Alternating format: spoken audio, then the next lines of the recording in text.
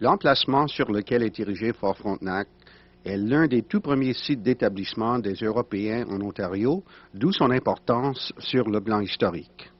Situé au croisement stratégique de voies navigables importantes, le fort et les navires rattachés à son port devaient contrôler tout le trafic d'est en ouest et du nord au sud en Amérique du Nord.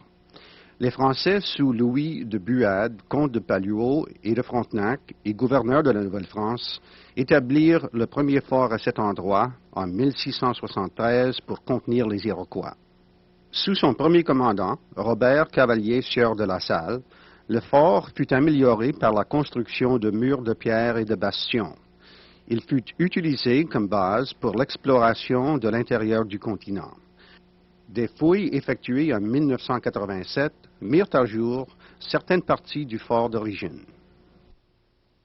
En 1758, les Britanniques, sous le commandement du lieutenant-colonel John Bradstreet du 60e Royal Americans, capturèrent le fort et détruisirent les navires français dans le port. Lors de la reconstruction du fort dans les années 1950, des vestiges de ces navires ont été découverts. Un gouvernail en chêne provenant de l'un d'entre eux est exposé dans la salle Normandie. Les Britanniques remplacèrent les Français de façon permanente au fort après la défaite de ces derniers en 1760.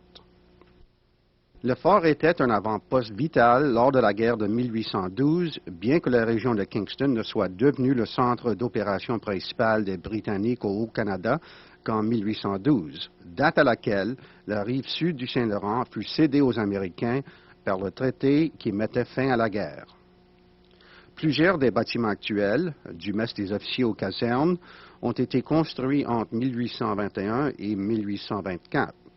Des troupes ont occupé le fort Frontenac pendant plus de 300 ans de la guerre contre les Iroquois jusqu'à la Seconde Guerre mondiale. Fort Frontenac est devenu le centre d'instruction professionnelle des officiers de l'armée de terre en 1947.